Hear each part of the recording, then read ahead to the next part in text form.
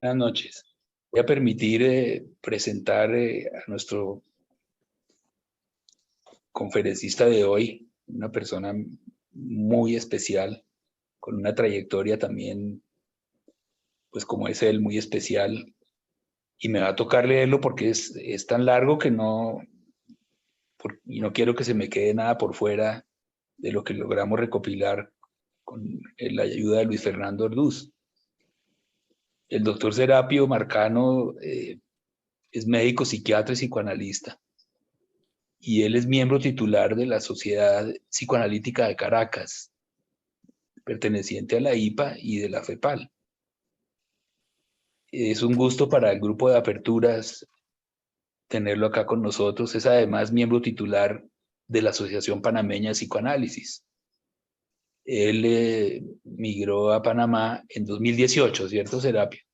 2014. 2014. 2014, entonces desde 2014 está viviendo en Panamá. Y allá es psicoanalista en función docente y didáctica del Instituto de Psicoanálisis, tanto de la Sociedad Psicoanalítica de Caracas y del Instituto también de la Asociación Panameña de Psicoanálisis. Ahora vienen todos los cargos que él ha ocupado, ¿no? Entonces, todos son ex, yo les digo hasta dónde. Es cofundador miembro del Fondo Panamericano para el Estudio de la Adolescencia, es expresidente de la Asociación Venezolana de Psicoanálisis, expresidente de la Psicoanalítica de Caracas también, exdirector del Instituto de Psicoanálisis de la Sociedad Psicoanalítica de Caracas y expresidente de FEPAL. Con él tuvimos el gusto de trabajar con Guillermo Carvajal en esa directiva de la Federación Psicoanalítica entre el año 2002 y 2004. Fue representante también por Latinoamérica ante la Casa de Delegados de la Asociación Psicoanalítica Internacional. Fue chair de la IPA también, del Comité de Premios y Reconocimientos. Es coautor de un libro que se llama Terrorismo de Estado y Violencia Psíquica. Y también escribió, fue un capítulo, Serapio, un capítulo de un libro que se llama, la traducción dice, Tendencias Dominantes en el Pensamiento Latinoamericano, en el año 85. El libro se llama Psicoanálisis alrededor del mundo. Tiene también en otro libro un artículo que se llama La violencia, una lectura del psicoterapeuta, el psicoanalista y su método. El libro Violencias, comprensiones y escenarios desde el psicoanálisis. Varios artículos publicados en revistas psicoanalíticas. Es autor del libro Desafíos del psicoanálisis hoy, repensar lo establecido, que está pronto a publicarse. Y finalmente ha estado trabajando en el diccionario virtual de psicoanálisis de la IPA, un diccionario enciclopédico interregional de la IPA, sobre un solo concepto que es la pulsión, ¿no? Entonces ha estado trabajando sobre ese concepto. Entonces, como ustedes ven, pues la hoja de vida yo creo que me falta todavía por decir muchas cosas. Y esperamos que hoy nos pueda seguir ayudando en la comprensión y el aprendizaje sobre este concepto tan interesante de lo inconsciente en Freud. Por eso la conferencia de él tiene ese nombre, que es Revisitando el Inconsciente, ¿no? Entonces, sin más, pues, Serapio, el auditorio es tuyo. Adelante. Bueno, antes que todo, realmente es un honor para mí que ustedes, como grupo de trabajo acerca del pensamiento psicoanalítico, me hayan invitado a compartir con ustedes algunas reflexiones que me ha generado este tema. Les decía que realmente es un honor y un placer al mismo tiempo poder estar compartiendo con colegas con los que también vamos a compartir nuestras propias experiencias y reflexiones acerca del tema. Estas son reflexiones, yo diría que las visito de nuevo en mi vida profesional, pero también me ha estimulado mucho la visita que ustedes hicieron desde los que me antecedieron en estas conferencias, como son Guillermo, Fernando, Alberto, Maruco, y Angélica. Entonces, lo que yo me planteé para revisitar no es hacer un nuevo recorrido de lo que ya fue visitado por estos colegas que me precedieron, sino un poco revisitar la visita que ellos hicieron, más hacer otras visitas que autores que de alguna manera están presentes en esta temática del inconsciente. Es un tema muy vasto, se ha escrito muchísimo al respecto. Es imposible hacer una recolección de toda la literatura psicoanalítica al respecto.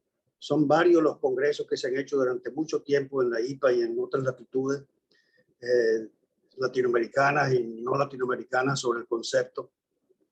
Y de alguna manera lo que hice fue buscar hacer la síntesis posible acerca de este concepto en la visita que voy a hacer como las voy a leer ahora. Y las voy a leer porque si me pongo a hablar libremente, me voy a dispersar y voy a perder, vamos a decirlo así, concreción en lo que quiero compartir con ustedes. Así que voy a utilizar más mi memoria implícita que la memoria explícita. No soy muy amigo de la memoria explícita. Entonces, bueno, voy a comenzar. No cabe ninguna duda de que lo inconsciente es un concepto fundamental de la teoría psicoanalítica, que aparece temprano en la mente de Freud, cuando desde su correspondencia con Fliess en sus manuscritos y en el proyecto, lo introduce dentro de la dialéctica consciente-inconsciente. En las conferencias anteriores de esta cátedra Aperturas en Psicoanálisis, se han realizado importantes reflexiones y visitas acerca del concepto sobre lo inconsciente, comenzando desde las perspectivas históricas y filosóficas realizadas por Guillermo Carvajal y Fernando Gómez, continuando con la multiplicidad de sentidos que se encuentran en Freud y la crítica a los mismos acerca de este concepto que ha sido abordado por Alberto Ferguson. Un recorrido que hace de los desarrollos teóricos metapsicológicos posteriores a Freud y sus abordajes metodológicos realizados también por Norberto Baruch y la visión e interrelación entre el inconsciente y la neurociencia realizada por Angélica Pateiro. Voy a mi recorrido y la revisita. Me propondré ahora visitar estos recorridos y nuestros puntos de vista alrededor de los mismos. Primero, en la charla de Guillermo y Fernando se planteó el pasaje de la modernidad con sus bases racionalistas, empiristas o empiricistas e historicistas de los filósofos racionalistas para ir dando paso a la cultura posmoderna que se apoya en el plano emocional. Realizar un recorrido de los artículos de Freud acerca del concepto y los eventos psicoanalíticos donde se ha trabajado sobre el tema del inconsciente, como fue el coloquio de Bonneval en 1960. Recordemos también que en el año 2011 hubo un congreso en México donde se trató uno de los temas era el inconsciente también. Pasan luego a revisarlo, desde la historia del pensamiento, comenzando por los griegos, como fueron Sócrates y Platón, quien señaló que nadie está capacitado para hacer voluntariamente el mal. Otros fueron Aristóteles, Hume, Kant, Nietzsche y Schopenhauer. Escritores como Shakespeare y Goethe, para quien el inconsciente está en la raíz de su ser, donde uno debe sumergirse. Pienso que si bien la posmodernidad se desarrolló a partir de la segunda mitad del siglo XX, se podría decir que el psicoanálisis le inaugura a finales del siglo XIX y comienzos del XX, con su cuestionamiento de una realidad objetiva y sus métodos de conocimiento, al plantear la subjetividad y el concepto del inconsciente para comprender la conducta humana. Esta posmodernidad que hace heterogéneas las tradiciones intelectuales estaría presente en el psicoanálisis cuando nos encontramos que no hay un relato unificado del mismo, sino de múltiples relatos o muchos psicoanálisis. Aunque permanezca la ilusión de unificación, me pregunto ¿Acaso una vuelta a la modernidad, donde el relato único sería como una verdad única o una religión psicoanalítica como dogma? Me pregunto, ¿es el riesgo del culto a las llamadas escuelas? Guillermo y Fernando, además de hacer el recorrido del concepto antes y después de Freud, citan a Roudinesco, quien en la segunda parte de su obra, ¿Por qué el psicoanálisis?, recoge las disputas que se han planteado acerca del inconsciente freudiano, y en especial la defensa que hace George Canguilhem a la noción freudiana. Recordemos que así como Freud se apoyó en la interpretación de los sueños para apuntalar su estudio del inconsciente, ya en la antigüedad, el filósofo Zenón de Elea se dedicaba a interpretar los sueños junto con su maestro Parménides, así como también crearon las condiciones para explicar cosas que parecían imposibles de comprender, propiciando nuevas aventuras de la mente. También recordemos que el Freud mismo recibió inspiración de poetas y escritores, así como filósofos como Leibniz, Nietzsche, Schopenhauer y Edward von Hartmann. También ha sido mi interés por la filosofía al realizar varios estudios al respecto, y en particular quiero resaltar el tiempo, largos meses, que estuve trabajando con León Rosichner, un filósofo argentino, autor del libro Freud y los límites del individualismo burgués, cuando estuvo exilado en Caracas. Ello me invitó a pensar también lo psicoanalítico desde una lectura crítica, no solo psicoanalítica. Alberto Ferguson nos trajo su lectura de la multiplicidad de sentidos del inconsciente. Y uno de los lugares donde lo ha realizado ha sido a través de lo que escribió en su carta imaginaria número 1 a Freud, sobre la inconsciencia de lo represor. En el prólogo de dicha carta nos dice que cuando observamos la inconsciencia de lo represor y la polisemia del término consciente e inconsciente, tienden a presentarse confusiones y equívocos, de los cuales en ocasiones no escapó Freud. Sobre dichas confusiones y equívocos trata el presente trabajo. Los planteamientos incluidos en él, en buena parte de los he derivado, dice Ferguson, de las discusiones que acerca del tema hemos tenido en el grupo de estudios que sobre el pensamiento de Freud en su obra dirige Guillermo Arcila en la Sociedad Colombiana del Psicoanálisis. Fin de la cita. Realiza críticas a ciertas imprecisiones del uso del concepto inconsciente que hace Freud en la descripción tópica, dinámica y sistémica. Coincido con Alberto cuando en la introducción a sus cartas expresa: hasta cierto punto, todos los trabajos psicoanalíticos constituyen un diálogo imaginario con Freud. Un diálogo tiene implícito la posibilidad de discutir ideas en procura de nuevas síntesis y nuestro compromiso con la búsqueda de verdades desde el psicoanálisis.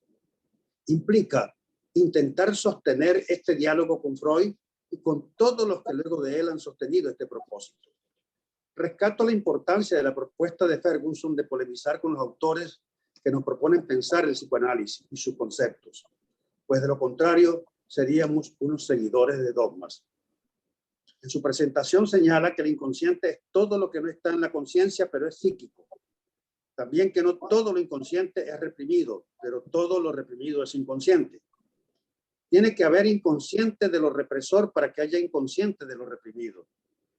En cuanto a la represión primaria, señaló que un evento psíquico primario produce un derivado primario que se expresa en una represión secundaria, y el evento psíquico secundario produce derivados secundarios que serían los llamados síntomas.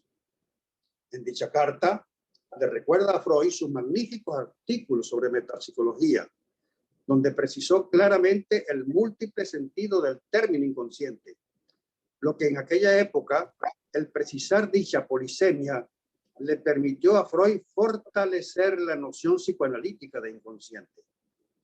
Su controversia con Freud es a partir de lo expresado por este en el primer capítulo del Yo y el Ello, cuando dijo: viéndonos, cito, así obligados a admitir un tercer inconsciente no reprimido, hemos de confesar que la inconsciencia pierde importancia a nuestros ojos, convirtiéndose en una cualidad de múltiples sentidos que no permite deducir las amplias y exclusivas conclusiones que esperábamos. Fin de la cita de Freud. Le recuerda a Freud que inconsciente es el tercer sentido de inconsciente, cosa muy distinta a decir un tercer inconsciente. Y le pregunta a Freud si le ocurre algo, que si hay algo en su estado de ánimo que enturbia su raciocinio, lo cual me lleva a señalar que como seres humanos que somos, y por más análisis personal que hayamos tenido para llegar a ejercer nuestro oficio y pensar sobre el mismo cuando trabajamos y o escribimos, siempre pueden aflorar puntos ciegos de nuestro inconsciente. De allí la importancia, como lo señaló Maruco, de un reanálisis, el cual ciertamente no pudo realizar Freud, y de ejercer en lo posible, agrego yo, el autoanálisis.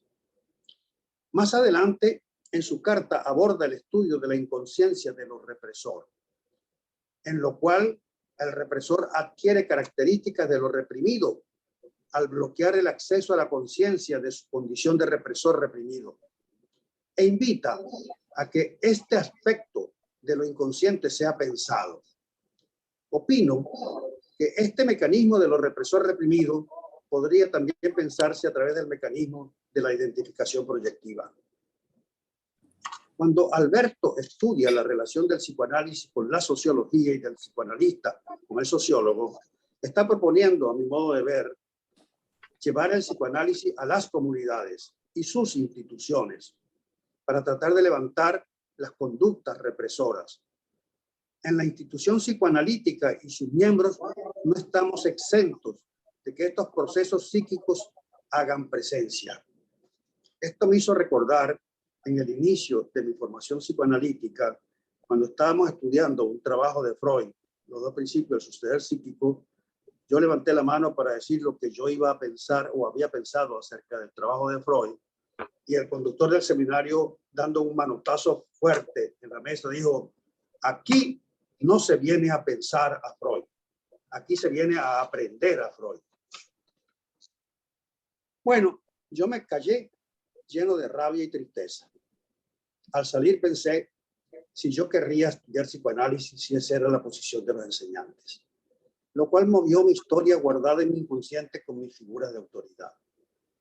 Mi análisis me permitió pensar que no necesariamente todos los enseñantes serían así, y que yo, de enseñar, mi modo sería lo contrario a enseñar dogmáticamente, con actitud, y además con actitud represora, no la sería. Recordemos que Freud, en la introducción a Psicología de las Masas y Análisis del Yo, escribió que somos constituidos como sujetos desde un otro de la cultura. Nos hacemos y hacemos, y ello tiene implícito el desconocer quién y cómo hemos sido hechos, incluido el otro, yo agrego. Preguntemos cuántos de los que nos reprimen son conscientes de su función represora sobre otros o sobre ellos mismos, y cuánto esta experiencia me invitó a estar alerta a mis propios aspectos inconscientes represores y reprimidos.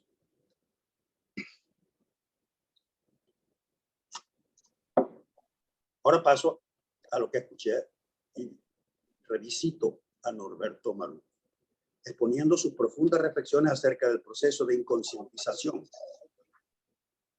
Se pasea por los autores psicoanalíticos que han transitado por el tema: Freud, Klein, Winnicott, Bion, Lacan, la psicología del yo, Manoni, etcétera, ¿no? Y hace una lectura integral de los mismos. Muestra acuerdos y diferencias, planeando la posibilidad de un psicoanálisis integrado, y expresa que se ubica en el psicoanálisis actual en su rol terapéutico. Propongo que este rol merece ser revisitado. Ojalá alguna vez Aperturas pueda revisitar este rol. Más adelante señaló que Freud estaba interesado en lo terapéutico sin descuidar lo cultural. Al revisitarlo me encuentro con una diferencia epistemológica en lo que para mí sería la posición de nuestra ciencia ante el sufrimiento humano. Si bien sabemos que Freud médico buscaba curar los síntomas de aquellos que sufrían, y para lograrlo había que acompañar al sufriente a descubrir los procesos que lo llevaron a desconocer las experiencias que lo condujeron a dicho sufrimiento, pues habían sido reprimidas, inconscientizadas, y así buscar apropiarse de su capacidad de administrar sus impulsos, deseos y frustraciones en relación a la realidad. Preguntémonos, entonces, ¿cuáles son las vicisitudes de la experiencia de la vida que cada ser humano que hace que en su memoria existan experiencias propias heredadas de diverso orden que hayan atravesado el proceso de representación o no, y por tanto hayan permeado a la esfera de representación o pertenezcan, a lo que hoy se considera lo irrepresentable? Este es un campo analítico, como bien lo señaló Maruco, en el cual el psicoanálisis de hoy se aventura, tanto en lo teórico como en lo terapéutico. Los traumas psíquicos y sus consecuencias son lo que se repiten en el sufrimiento, buscando ligarse, ser representados, pero en dicha búsqueda pueden encontrar falsas salidas que son los mecanismos de defensa, configurando lo que desde la nosología se llama cuadros clínicos, al no encontrar lo que alivia el dolor, el sufrimiento, el vacío. Para Norberto y muchos psicoanalistas, esta repetición es expresión de la pulsión de muerte, que puede llevar a la muerte psíquica o física, al suicidio o al asesinato. Pienso a la repetición como un constante volver a pedir. La palabra petición, del suministro de amor, que es la apuesta pulsional. Pero esta apuesta pulsional para mí es expresión de la tendencia a la vida, que se sostiene a través del vínculo libidinal amoroso con un objeto que lo provea. Allí la muerte, cual destino, no es el fin que se busca en la repetición.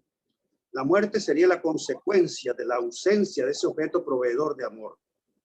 Norberto señala que la angustia del analista es amar al otro, y que la apuesta del analista es amar al otro. Y yo agrego que la apuesta del analizando es encontrar en el analista el objeto amoroso que alivie el vacío. Si bien señaló que al final Freud dijo que la oposición pulsional era entre el amor y la destrucción, equiparando la destrucción como expresión de la pulsión de muerte, yo rescataría al Freud, donde la oposición es entre el amor y el odio, pero odio que es consecuencia de la ausencia del objeto amoroso o del objeto que no ejerce satisfactoriamente lo que se llamaría la función reverie materna. Y esto puede conducir a fantasías o actos destructivos hacia esos objetos externos o internos que representan al objeto que ha fallado en su función. La muerte la planteo como consecuencia, repito, de la expresión del odio hacia el objeto externo y o interno, y no que no provee amor. Como analistas, nuestro reto es descubrir en las transferencias y contratransferencias estos niveles mentales o zonas psíquicas que se activan desde el inconsciente mutuo en cada momento del proceso psicoanalítico, para ejercer la acción analítica que corresponda, sea la de los actos analíticos que proveen lo que se llamó tejido psíquico, para intentar proveer representaciones a lo no representado o a lo irrepresentable, pero también para desconstruir las construcciones defensivas de los niveles mentales que han transitado por un proceso de desplazamiento de significaciones que se expresan predominantemente a través del lenguaje simbólico, y así poder encontrar y construir juntos, analistas y analizando, las construcciones correspondientes a verdades.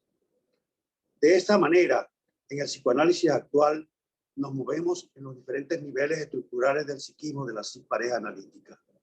Allí nos encontraremos con aspectos de dichos niveles o zonas psíquicas que pueden activar lo que Freud llamó soterrado y aterrar a la pareja analítica, que de tolerarse y administrarse mediante el amor puede evitar el pasaje al acto destructivo de las relaciones con los objetos de la realidad externa o en el cuerpo.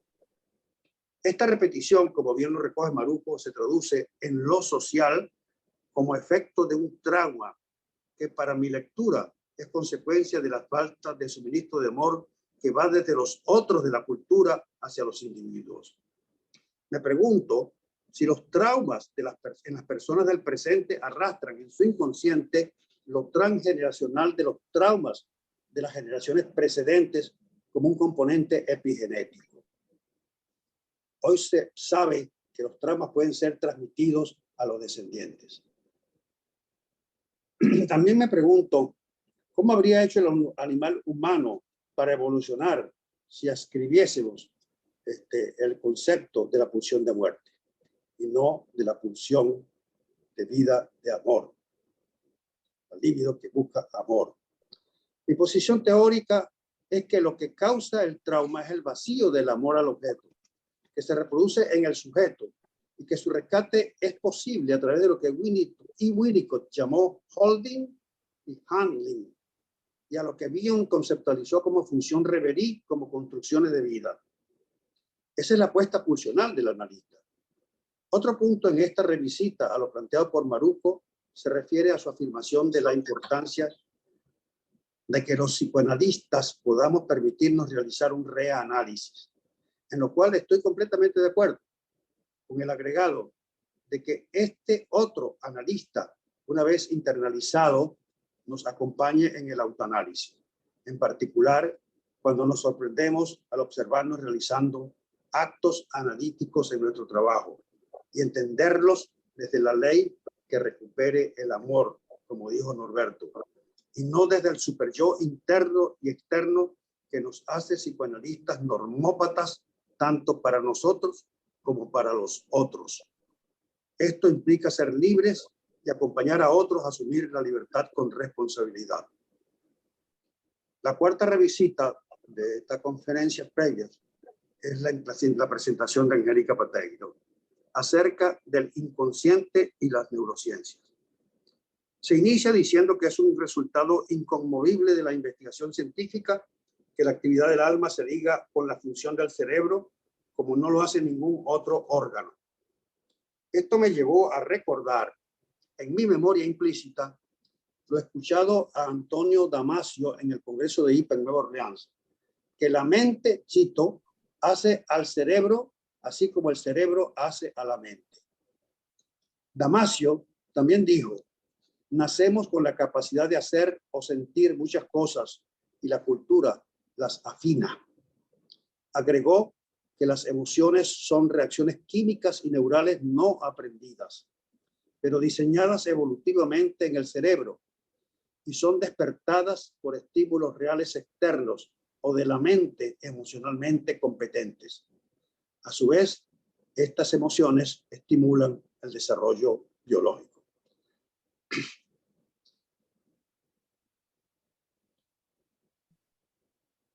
Angélica nos refirió los estudios de Solms, en los cuales se muestra cómo, ante la imposibilidad de acceder a la memoria visual por daño en la corteza visual, otras áreas de la corteza cerebral que no tienen relación con la corteza visual asumen su función y procesan la información, lo cual me llevó a pensar y preguntarme si la asociación libre en la situación analítica representaría un mecanismo semejante al descrito y así permitir que ambos miembros de la pareja analítica logren realizar el rescate de la memoria implícita e inconsciente y la hagan consciente y allí procesarlo a través de la palabra, lo que podría ser una manera de rescatar la memoria explícita y tener la posibilidad de pensarla, que es la llamada conciencia reflexiva desde la neuropsicología. Roy supone, cuando escribe sobre la pizarra mágica, que inervaciones de investidura son enviadas y vueltas a recoger en golpes periódicos rápidos desde el interior hasta el sistema perceptivo consciente, que es completamente permeable. Mientras el sistema permanece investido de este modo, recibe las percepciones acompañadas de conciencia y transmite la excitación hacia los sistemas némicos inconscientes. Tan pronto la investidura es retirada, se extingue la conciencia y la operación del sistema se suspende. Sería como si el inconsciente, por medio del sistema perceptivo consciente, extendiera al encuentro del mundo exterior unas antenas que retirara rápidamente después que éstas tomaron muestra de sus excitaciones. Freud nunca dejó de anhelar que en algún momento se pudiese correlacionar lo psíquico-mental con las localizaciones y funcionamiento cerebral. Pienso que nadie dudará que los procesos mentales tienen un correlato con el funcionamiento cerebral, pero el asunto es que cuando buscamos explicar las causas del sufrimiento humano y los conflictos inherentes al mismo, lo hacemos desde los sistemas perceptivos conscientes e inconscientes de la pareja analítica a través del vínculo afectivo transferencial contra transferencial. Añado que si detrás del anhelo localizador existe, entre otras razones posibles, la dificultad de aceptar la frustración de la no omnipotencia y de la infinitud de la verdad, pregunto, ¿habrá el riesgo de que aparezca algo y alguien desde la cultura que crea tener un sistema regulador en el cerebro de los impulsos y pasiones humanas y seamos robotizados? Cuando revisito lo aportado por Angélica, viene mi recuerdo una experiencia de cuando estaba haciendo mi formación psiquiátrica y heredé de los colegas que salían graduados un caso de un paciente con una esquizofrenia paranoide. Sospeché que había algo no precisado en la historia de esta persona. Y mi intuición me llevó a solicitar que fuera llevado a un hospital a hacérsele una radiografía cerebral. En aquella época no existían tomografías ni nada por el estilo. Hace ya unos cuantitos años de eso. El resultado fue que le descubrieron un hematoma subdural que requirió ser intervenido quirúrgicamente. Cuando le evacuaron el hematoma subdural, los síntomas y las manifestaciones de la esquizofrenia paranoide desaparecieron por completo, lo cual no quería decir que no hubiese un sustrato en su estructura de personalidad que tuviese también manifestaciones de ansiedades persecutorias. Ese es un ejemplo de la relación entre los fenómenos mentales y lo biológico del cerebro. Ahora bien, voy a realizar unas otras visitas. Estas visitas ya no son a los colegas que me precedieron, que me inspiraron a pensar acerca de los nichos. En otro orden de idea, visitaré los puntos de la teoría clásica que hoy se cuestionan. La literatura sobre el tema de lo inconsciente, como lo dije antes, es muy extensa. No es mi intención hacer una revisión de dicha literatura, pero por ello solamente voy a tomar como referencia una excelente síntesis que encontré en el trabajo que hizo la psicoanalista Marga Starr, en su trabajo El soñar en el psicoanálisis contemporáneo.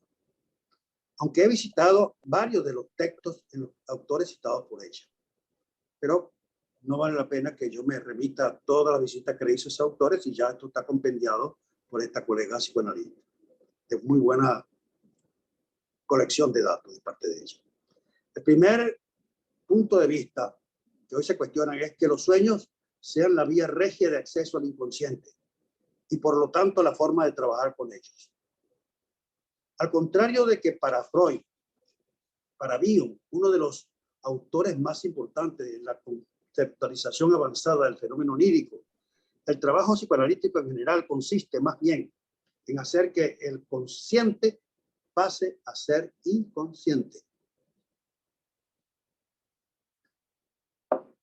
O sea, que se debe propiciar que la experiencia consciente sea vivida emocionalmente para hacerla disponible para el trabajo inconsciente del soñar.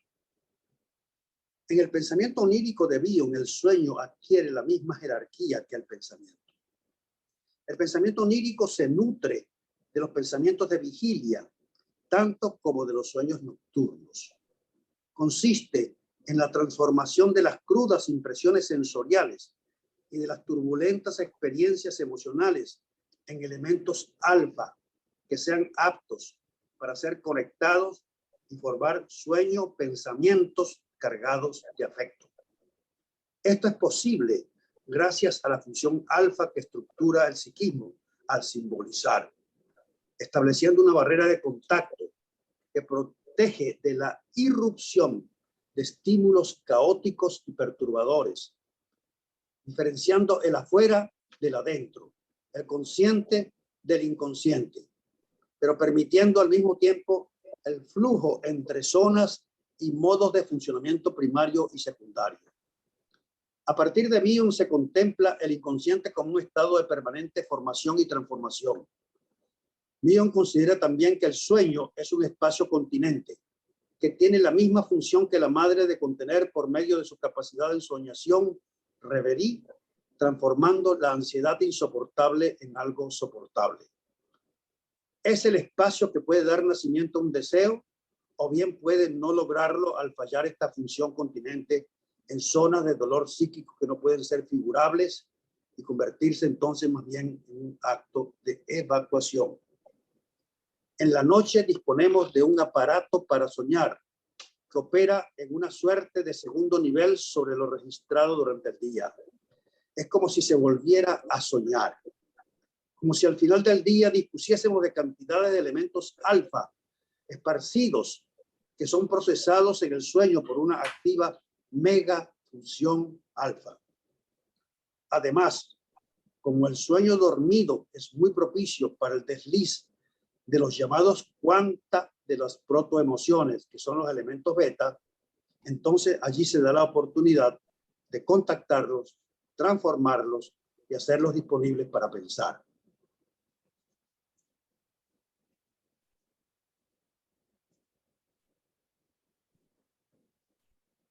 De Green resalta su conceptualización de lo irrepresentable como consecuencia de la acción de la pulsión de muerte.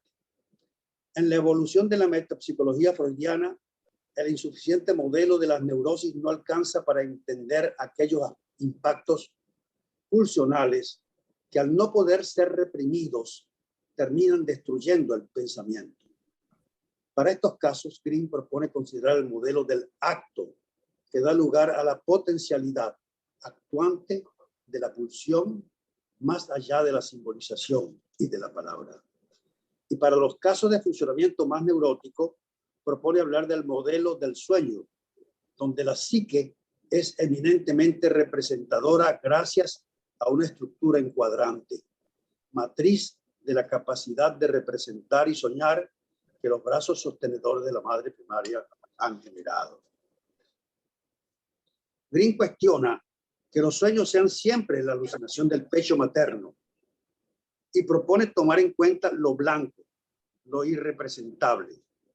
Su concepto del silencio del analista como pantalla en blanco, la pantalla blanca de Lewin, vacía de representación, nos ayuda a concebir el lado negativo del discurso del paciente, su vacío. De igual modo, la noche psíquica, el dormir sin sueño, el sueño blanco, serán para Green piezas importantes de reflexión para entender lo que puede ser representación de la ausencia de representación, es decir, representación no representativa, producto de la acción, lo que él llama de la pulsión de muerte. Para él hay un dormir, un narcisismo que es distinto al narcisismo del sueño. El narcisismo del dormir aspira a la nada y al vacío, al no ser, a un reposo mortífero, mientras que en el narcisismo del sueño vive el aspecto personal secreto, el ser más verdadero de Winnicott, abierto a la objetalización y al símbolo. Para Green, de acuerdo a las reformulaciones teóricas que trajo a la segunda tópica, donde se integra la potencialidad actuante de la pulsión, el hacer consciente lo inconsciente no es suficiente, ni es lo que más importa para ciertos tipos de funcionamiento. Podemos encontrar, por ejemplo, en funcionamientos cercanos a la psicosis, cantidad de sueños crudos y pensamiento manifiesto profuso que más bien tendrá que ser figurado y representado para hacerlo pensable. El otro punto, el sueño como contenido. Ha habido un cambio fundamental de entender el sueño como contenido que debe ser interpretado, a concebirlo como un proceso de pensamiento, como una función de simbolización. Hoy interesa menos el contenido simbólico de los sueños que el cómo soñamos. 3. Contenido manifiesto y contenido latente. Meltzer opina que Freud, abrumado por la necesidad de demostrar que los sueños no eran un sinsentido, cayó en el error lógico de confundir obscuridad de significado con significado oscuro, encriptado, lo cual lo llevó a insistir en el propósito de resolver un acertijo casi tautológico que él mismo construía, alejándose de comprender. Desde que la noción de censura propia de un enfoque de conflicto dejó de ser suficiente, la comprensión del sueño en los dos modos binarios, latente y manifiesto, debe ser también realizada. La equiparación contenido manifiesto con pensamiento consciente, contenido latente con lo inconsciente, resulta ser hoy una simplificación. 4. El sueño como realización de deseos. Hoy se cuestiona esta afirmación de Freud por cuanto hablar de deseo implica la existencia de un estado psíquico evolucionado. Replanteando a Freud, el pensamiento bioniano entiende que el sueño podría tener inversamente la función de desembarazarse del deseo. Esto es evacuarlo, en lugar de anhelar satisfacerlo, por constituir una vivencia emocional perturbadora y no procesable. El enunciado clásico de Freud no abarcaría, pues, aquellos funcionamientos psíquicos inmersos en la lógica de la desesperanza y la falta de deseo. 5. El sueño como el guardián del dormir. Según Meltzer, esta hipótesis de Freud no consideraba aún puntos de vista más cualitativos en su modelo de la mente. Hoy es otro el concepto de cómo es que el sueño protege. Por ejemplo, de los ataques del caos y la psicosis.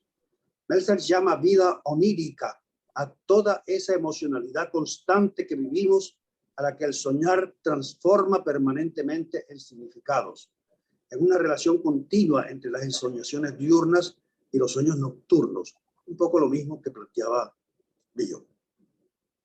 Ancieux compara el sueño a una película en el sentido de una fina membrana que protege y envuelve, y también en el sentido de una hoja fina sobre la cual se imprime. La función vital del sueño es para él la de reconstruir cotidianamente la envoltura psíquica del yo piel que ha quedado irritada o hasta en carne viva al final del día. La envuelve con una ilusoria piel del sueño tejida por una cuna de imágenes. Es así como entre los medios logrados por que encuentra el psiquismo, los dos más inmediatos son la constitución de una envoltura de angustia señal y la de una película de sueño, que a menudo son gemelas, dice Ancieux. La envoltura de angustia es una defensa ante el afecto que prepara la aparición de la envoltura del sueño, que es defensa por representación. La representación-simbolización es la que define lo propiamente psíquico en psicoanálisis. Y soñar es, en sentido paradigmático, el ejemplo más cabal de este acontecer. Antonino Ferro, en su trabajo Traslados a y desde el inconsciente, Reveries, Transformaciones en el soñar y sueños, expresa: no creo que alguien esté en desacuerdo con la afirmación de que la piedra angular del psicoanálisis es la creencia en la existencia del inconsciente. El inconsciente se conceptualiza de modo diferente en nuestros tres principales modelos referenciales. Está el inconsciente de Freud, que se relaciona con la represión y que luego se expandió hacia sus contribuciones acerca de la decisión del yo y los mecanismos de defensa. Luego está la visión de Melanie Klein, que se concentra en las capas más profundas e invoca una masa organizada de fantasías inconscientes que se considera presente en todo momento de nuestras vidas. Finalmente está el inconsciente como el descrito por Bion y sus seguidores, Grotstein, Hodge, etc.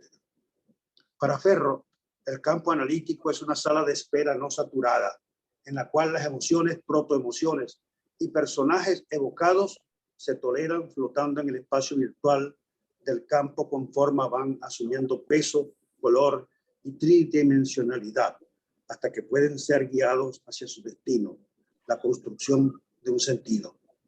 Así pues, para esta corriente, la sesión analítica procede en el nivel de un soñar recíproco entre paciente y analista. Quien determine que un sueño es evacuativo y que sueño es comunicativo será, a fin de cuentas, el analista según sus capacidades y la disposición que tenga para soportar lo no comprensible y escuchable. Esto me hizo acordar el trabajo de John Greenberg sobre el sueño, donde clasificó los sueños en evacuativos, elaborativos y mixtos. Cualquier cosa que haga una sesión más parecida al sueño y facilite así un enriquecimiento transformador del inconsciente es, a mi modo de ver, un medio de comunicación con el inconsciente. Entonces tenemos que el vértice parece ser opuesto al tradicional. El objetivo del análisis es ahora el enriquecimiento y la expansión del inconsciente y de los instrumentos para producirlo. Ejemplo, es la capacidad para soñar despierto y para soñar de noche lo que era previamente insoñable, con un rico mundo inconsciente y una riqueza de traslados a nuestra disposición. Seremos capaces de labrar nuestro camino hacia el mundo real en libertad y con un mínimo de distorsión. Cazorla habla de sueños y no sueños. Los sueños se refieren al proceso simbólico y los llamados no sueños se refieren a áreas de funcionamiento donde la red simbólica del pensamiento está bloqueada o dañada y se producen más bien descargas. Cuando paciente y analista trabajan en áreas de la mente donde es posible la simbolización, se da lo que Cazorla llama sueños de dos. Entonces surgen en el campo analítico escenas, tramas y narrativas en un formato muy visual y en secuencias narrativas. Como dice Ogden, el pensamiento onírico es nuestra forma más penetrante, abarcadora y creativa de pensar. Y es que podemos ser insaciables en nuestra necesidad de crear significados personales cuando estamos conectados con nuestra experiencia vivida. Es cuando soñamos dormidos, experiencia paradigmática de esta creativa conexión con el ser más auténtico, cuando nos acercamos a procesos intuitivos y emocionales inconscientes. De allí derivaría la potencia conceptual que aporta la comprensión de la mente como aparato activo, dinámico y tan interconectado entre áreas diversas. Representar al inconsciente como fuerzas creativas y no solo como el lugar donde habitan fantasmas y pulsiones aterradoras, le da al psicoanálisis contemporáneo como teoría y práctica un aliento progresista. Como dice Ferro, el método psicoanalítico es la mejor herencia de Freud, porque es como el gato con botas, capaz de devorar incluso a los ogros, sean estos representaciones de lo no simbolizado o lo reprimido, o como lo diría Bolas, lo sabido, no pensado. Concluimos que en general el fenómeno onírico es entendido actualmente como una forma de pensamiento altamente compleja y dinámica. En la teoría y la clínica psicoanalítica se resalta la continuidad entre la vida psíquica dormida y la despierta. Muchas gracias. Bueno, Serapio, mil gracias por esa, pues yo no sé si llamarla revisita, porque la verdad es que fue una recontra revisita. No esperaba eso, sorprendido, primero porque hiciste una revisión primero de la cátedra de aperturas sobre lo inconsciente. Sorprendido de que hayas tenido tantos datos de cada conferencia, cuando estamos apenas en el proceso de intentar subirlas a YouTube para que todos tengan oportunidad de volverlas a ver. Y finalmente, pues con todos esos aportes de diversos autores psicoanalíticos que tengo la esperanza de que nutra esta discusión y que sea una oportunidad pues para que una de las inquietudes que hemos tenido en el grupo de aperturas y que con Serapio tenemos hoy una muestra de lo que es de verdad no ser dogmático, sino, como él decía, pues ser de verdad una persona abierta en su mente y no un psicoanalista dogmático, ¿no? Que me quedó grabada la frase de que aquí no se viene a pensar en Freud, sino a aprender a Freud.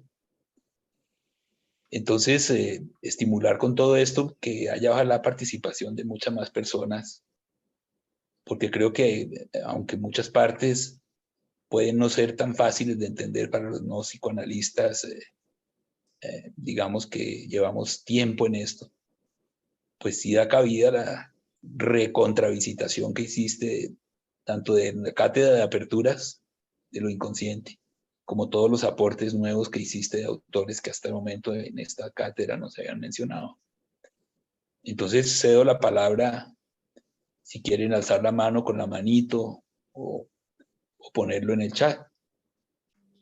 Bueno, iniciaría igual agradeciendo la ponencia del doctor Serapio, y igual vienen a mi mente, ¿no?, como una serie de cuestionamientos que abonan tal vez como a una construcción de, siempre lo decimos, como de un psicoanálisis en progreso y que no está terminado.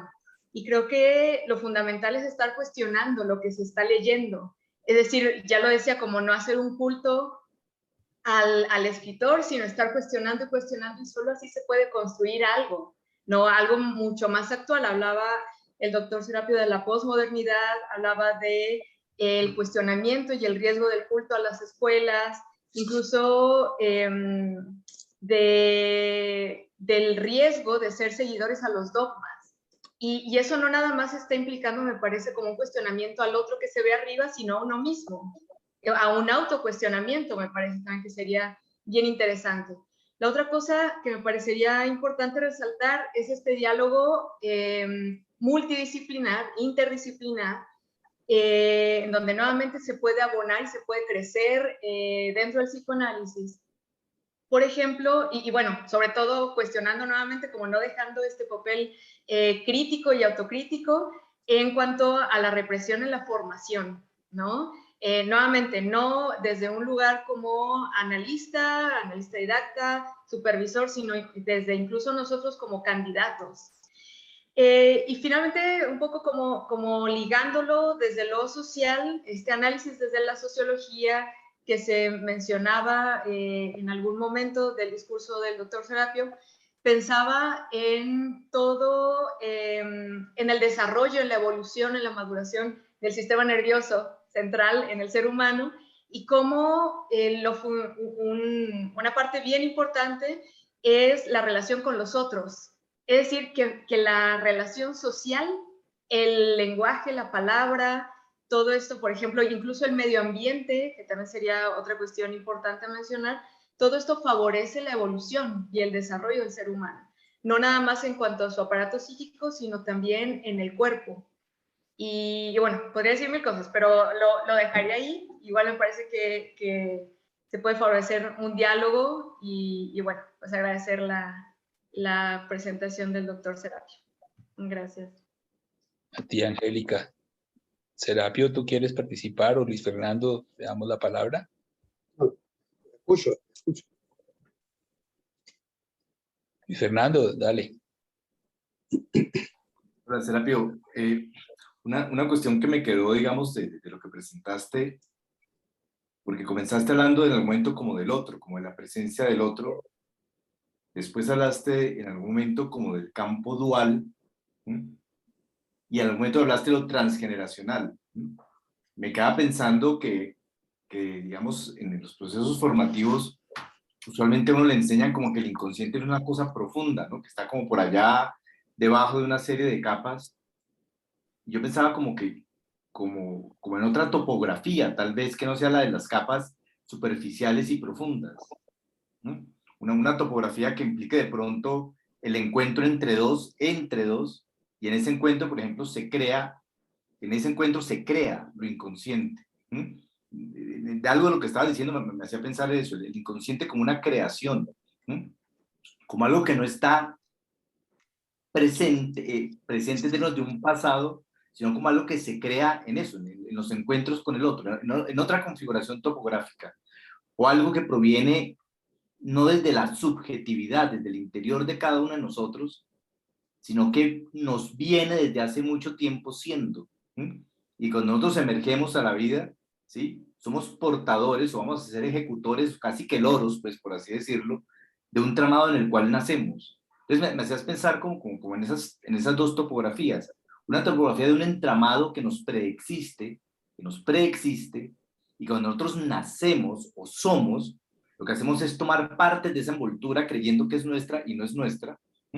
Y dos, el asunto de la creación, como con un inconsciente que no está, sino que se crea a partir de un cruce, de un encuentro entre dos, que me parece que es lo que acontece en el proceso de la terapia analítica. Pero me hacías pensar como en esas dos cosas, Serapio.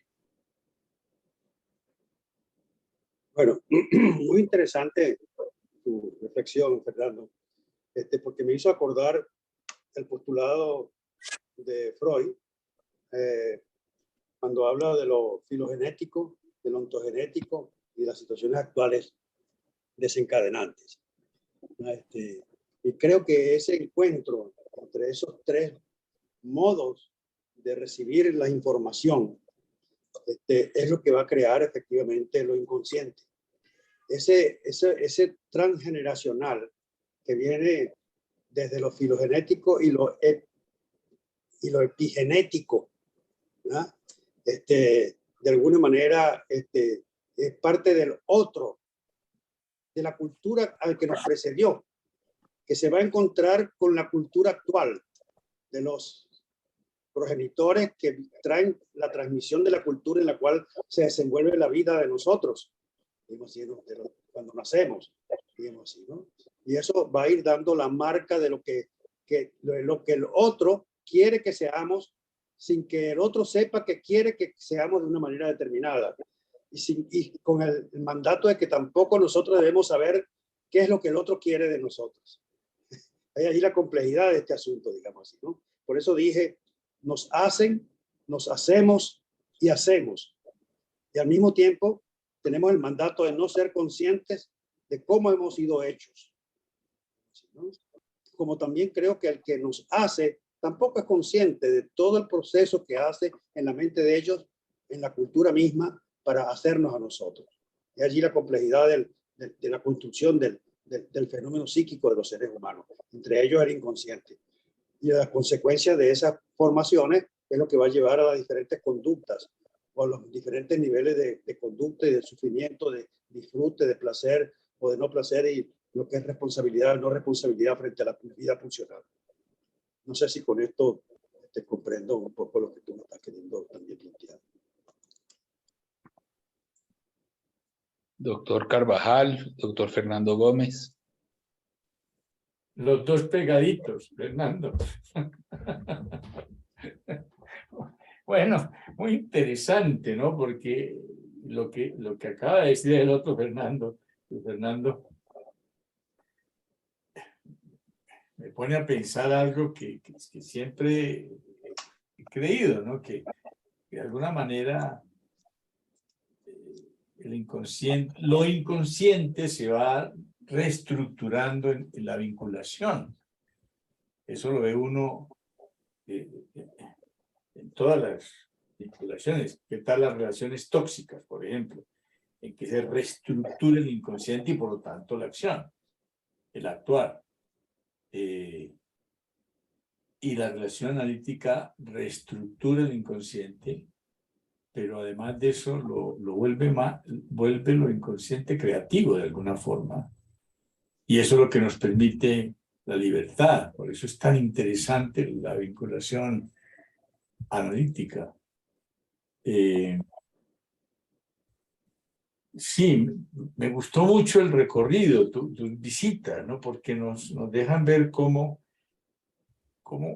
el pensamiento analítico ha evolucionado y va aportando, ¿no? Pero siempre está la esencia del inconsciente, yo insisto, muy centrado en lo conflictual, ¿no?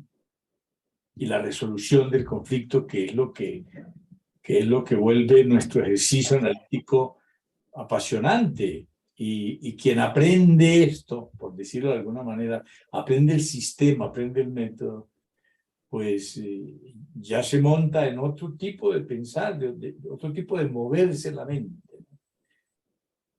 Bueno, es lo que se me ocurre. Dejo la palabra a Fernando.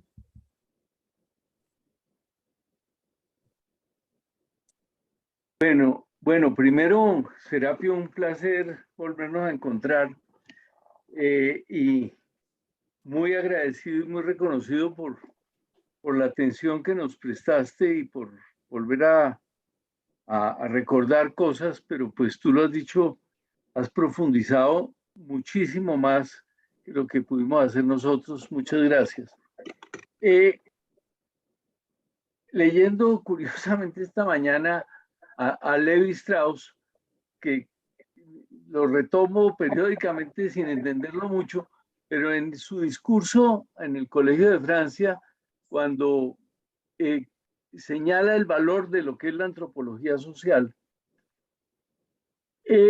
la metáfora que usa Luis Fernando Orduz ahorita la usó Levi Strauss para hablar de una trama en el sentido como el telar que genera una trama y cómo desde todas las diferentes perspectivas de lo que nos hace verdaderamente humanos está lo inconsciente.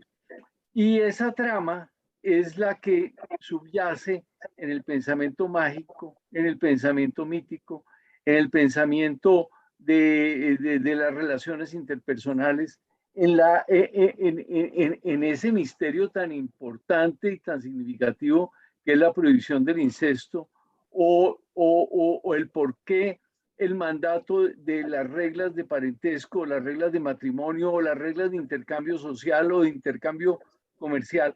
Y él dice es decir, que el observador pues hace una descripción fenomenológica y dice en esta cultura ante la muerte hacen tales y tales y tales y tales pasos y de pronto de ahí hay la inferencia de que subyace una cantidad de fantasías inconscientes que soportan eso, pero las mismas personas ni siquiera son conscientes de que están actuando eso por esa fantasía inconsciente y se requiere el observador que confronta, dice el mismo Levi Strauss, a partir de su cultura, que dice esto que veo yo aquí, como que el fenómeno yo lo vivo distinto y también se cuestiona y ve dentro de su accionar y dentro de su vivencia en su medio cómo está dominado por una cantidad de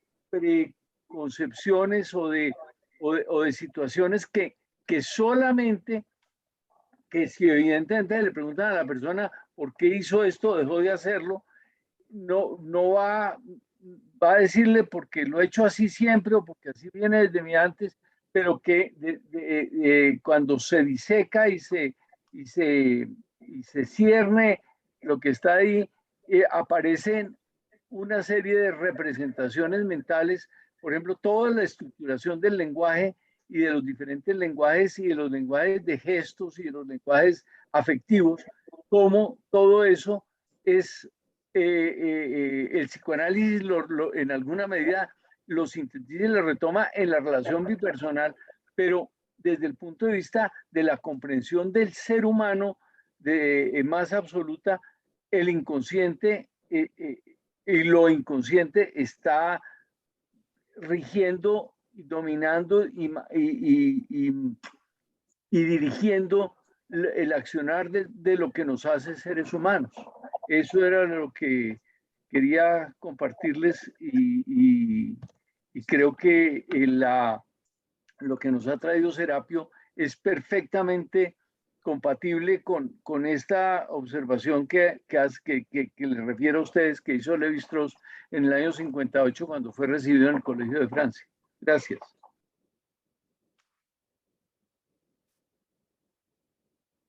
Serapio, adelante. Sí, bueno, estaba pensando cuando escuchaba a Fernando Gómez, que el inconsciente nos hace más humanos. Me preguntaba, bueno, qué modo y qué aspecto del inconsciente es lo que nos permitiría ser más humanos. Entonces me remití a la propuesta de Bion, ¿sí, no? En el sentido de que, bueno, somos más humanos cuando podemos soñar ese inconsciente, cuando lo podemos, digamos así, llevar a la conciencia, y la conciencia adquirir las cualidades del inconsciente, es decir, lo emocional. ¿No? En ese momento, lo que nos hace humanos es el contacto emocional, el encuentro con lo emocional. Y el contacto con lo emocional, para poder apropiarnos de ese inconsciente, para poder administrarlo de una manera que sea, como se ha dicho, canalizadora de, digamos así, de derivaciones sublimatorias o creativas en la vida de los seres humanos. En la medida en que no nos apropiamos de la sensibilidad o de la emocionalidad, de la conciencia, para hacerla inconsciente, digamos así, ¿no? Entonces allí se pierden todas esas alternativas de poder ser creativos en la transformación de lo inconsciente no ligado a la conciencia. No sé si con esto sí. Bueno, Serapio, muchísimas gracias. Realmente este recorrido pues me permite ver un poco lo que habíamos hablado en otras ocasiones acerca del múltiple sentido del inconsciente. Y esta pregunta que nos formulamos en esta cátedra, ¿y qué es el inconsciente?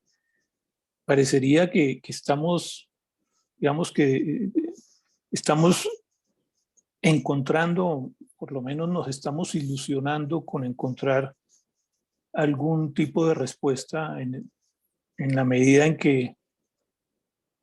que realmente el inconsciente pues es algo de múltiples sentidos y que se manifiesta efectivamente de 1000 formas. Creo que de hecho el inconsciente se manifiesta en todas nuestras relaciones humanas, y que las personas que nos psicoanalizamos como que tenemos la oportunidad de ver las manifestaciones del inconsciente de una manera más palpable y encontrarle un sentido a muchas de las cosas que hacemos y que sentimos. Me gustó mucho tu referencia al doctor Ferro con relación al campo analítico, como la sala de espera no saturada. Creo que en estas cátedras y particularmente el día de hoy hemos visto cómo por más que tratamos de encontrar el significado de qué es el inconsciente, siempre o podemos encontrar nuevos sentidos y nuevas ideas que nos permitan como acercarnos un poco a ese concepto. Pero me parece que si unimos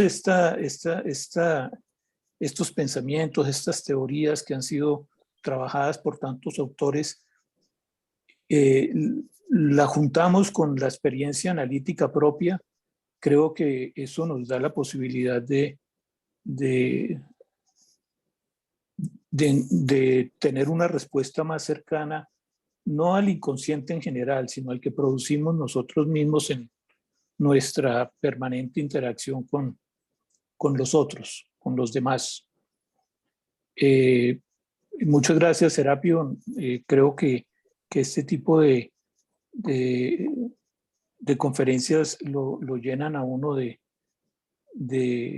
esperanza en cuanto a poder, pues le satisfacen de alguna manera el instinto epistemofílico y lo estimula para seguir indagando por el sentido de este tipo de fenómenos. Muchas gracias, Serapio.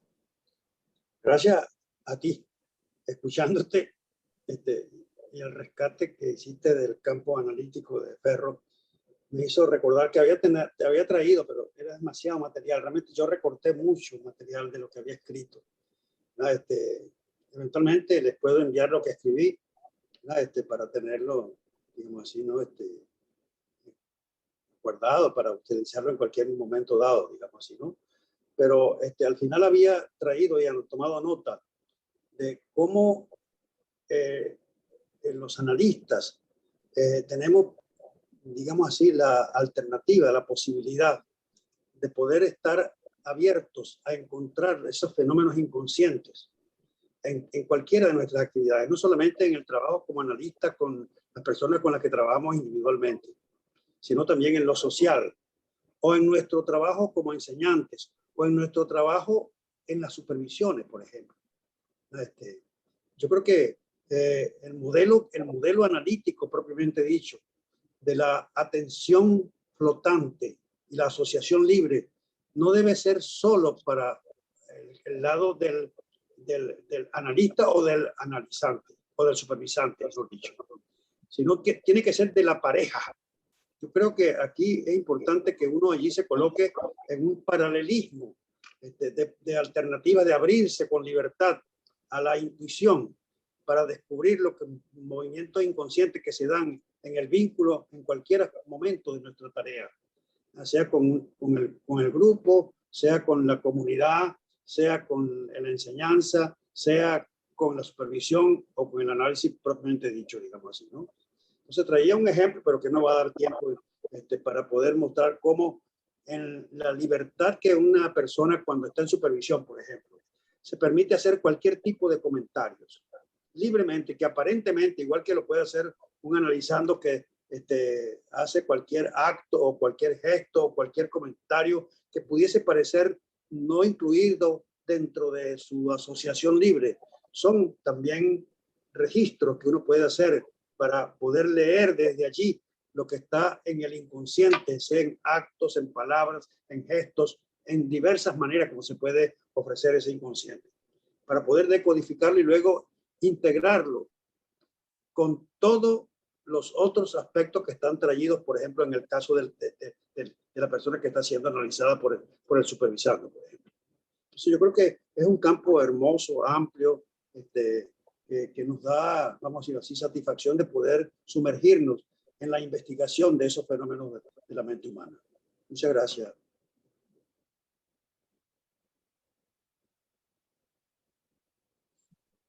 María, creo que hay una nota por allí, ¿no? Sí, hay dos. Ricardo, Sí. quería volver a comentar algo. Es que Fernando me tolió la lengua.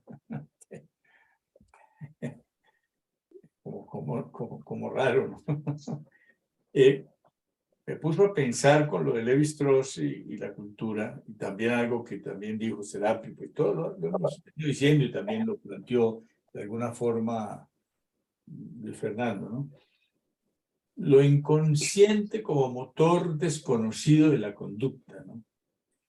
Y el comentario que hizo Angélica y también Serapio sobre la posmodernidad, y yo lo quiero traer porque es el tema que en este momento me inquieta enormemente, ¿no? Y ver, y podemos ir también a los conceptos de la idea top of mind de los mercadeístas, ¿no? Que es bien interesante, ¿no? Cómo lograr que una marca se instale en la mente a través de una serie de procesos en la mente global, en la mente social, la mente universal de ser posible como Coca-Cola, ¿no? Todo lo que implica como procesos estudiados y bien calculados para generar la instalación de una idea. La posmodernidad, la nueva cultura, yo insisto en eso, la creación de una nueva cultura que está reventando totalmente a la cultura de la modernidad, tiene eso como centro, es un movimiento inconsciente, un montón de nuevas ideas, top of mind, paradigmas puestos básicamente por la red, la caótica red, generando esas nuevas conductas, esa nueva canalización de la instintualidad y manejando de una manera muy particular la conflictualidad, por ejemplo, adolescencial, que es la que más me interesa. Eso es absolutamente apasionante, ¿no? Definitivamente, y eso lo veremos al final de esta cátedra, en la conferencia que van a tener, el tete a tete que van a tener Gaby Goldstein y nuestro querido amigo chileno, sobre el inconsciente se manifiesta o se construye, ¿no? Ahí vamos a poder cerrar con broche de oro esta discusión de la construcción de lo inconsciente dinámico a través de lo vincular, tanto personal como social, ¿no? Y obviamente como cultural. Me parece apasionante. Sí, yo creo que se manifiesta y se construye, las dos cosas. Sí, las dos cosas. Hay dos comentarios en el chat, o bueno, es uno de una persona, Marilu Castellanos. Primero, Serapio, agradecida por una charla tan amplia y a la vez tan resumida e incluyente de varias posiciones analíticas sobre el inconsciente. Y ella se pregunta si, a pesar de la multiplicidad de significados que tiene el inconsciente, podríamos aventurarnos para encontrarle un común denominador entre todos.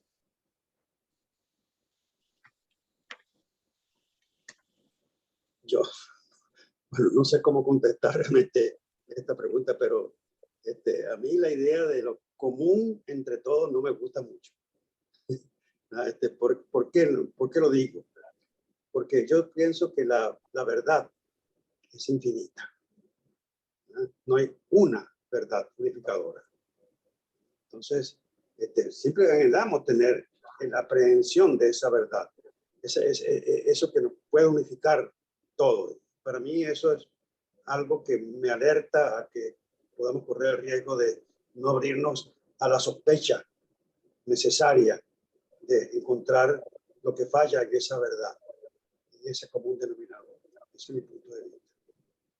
De hoy en 8 tenemos al doctor Fernando Uribarri, quien nos va a traer un tema también bastante polémico y desde hace muchos años, que nos va a permitir también afianzar y aumentar nuestros conocimientos, eso esperamos. Y la conferencia se llama Entre la fuerza y el sentido, el afecto en lo inconsciente, con ese planteamiento ya de muchos años de si realmente existen afectos inconscientes o no. Entonces, invitados de hoy en 8, aquí hay otra preguntita que nos da el tiempo de pronto, Serapio, si estás de acuerdo. Dice: en el trabajo en pacientes con enfermedades crónicas y que estuvieran en situaciones médicas críticas no operativas, descubre uno cómo la persona está en mayor reflexión respecto a su inconsciente y las posibilidades de comprenderlo. A ver.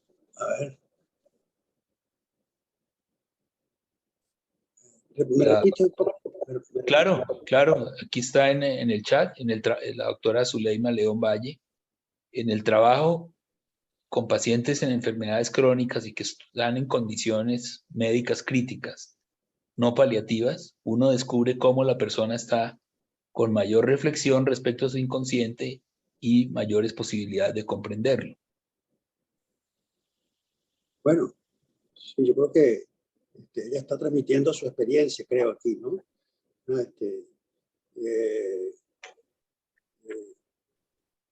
Yo creo que la persona puede estar o no en posibilidad de comprender lo que está en juego en su inconsciente. ¿Qué aspectos del inconsciente se hacen activas cuando la persona está en una situación crítica? ¿Qué tiene que ver con las angustias de muerte, digamos así, ¿no? ¿Cómo se manejan esas angustias? ¿Cómo acceder a eso? ¿Qué mecanismos de defensa se administran en esas situaciones? Bueno, que pueda la persona tolerar, abrirse a comprenderlo, investigarlo y que uno lo pueda acompañar. Bueno, sería algo realmente loable, ¿no?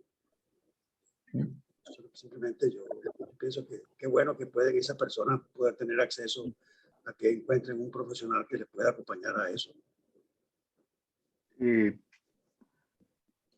Yo quisiera le volvió a picar la lengua al doctor. algo.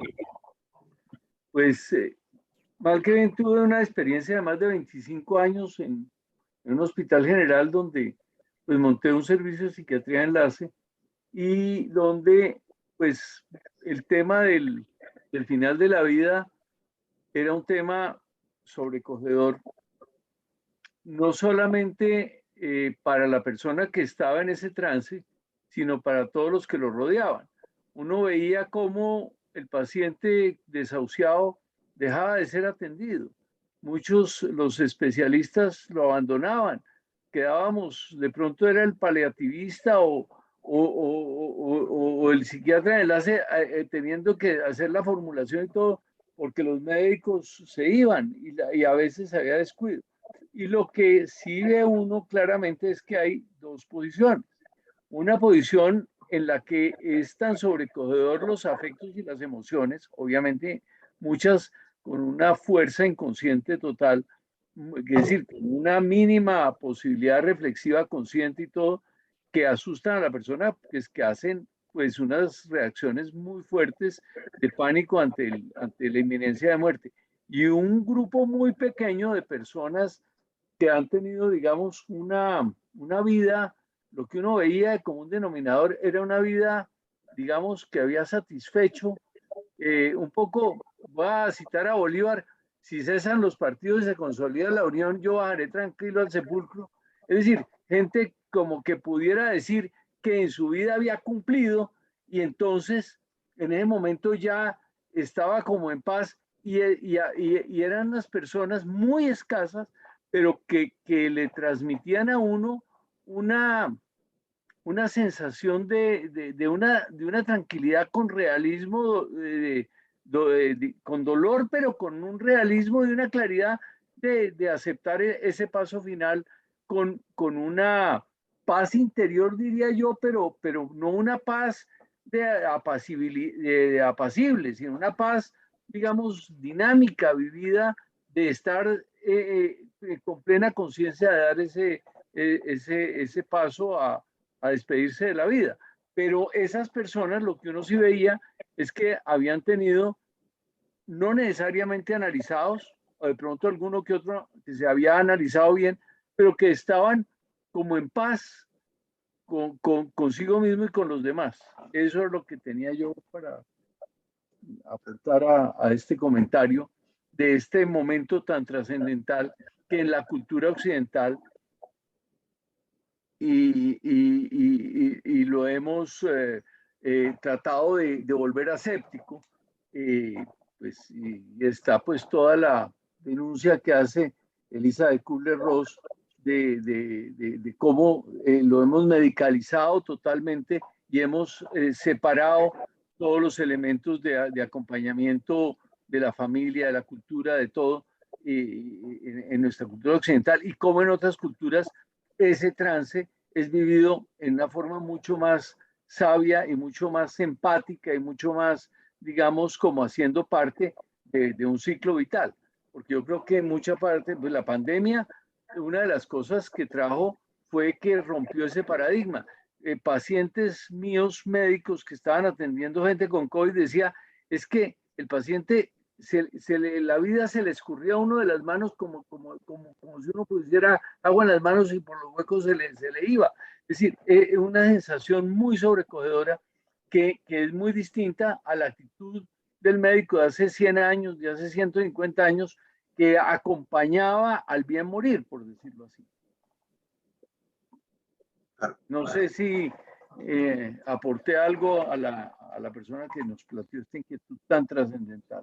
Y en el que yo sí creo que lo inconsciente pesa en una forma muy trascendental.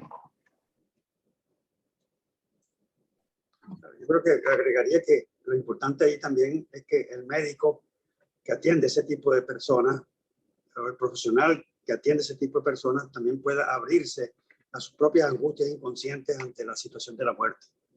Así, ¿no? Pueda poder acompañar al otro en la misma, poder bajar tranquilo al sepulcro, ambos. Muchas gracias por haberme escuchado y haberme acompañado esta noche. Gracias, Serapio. Muchas gracias. Entonces los esperamos en 8 días. Chao. Gracias, hasta luego.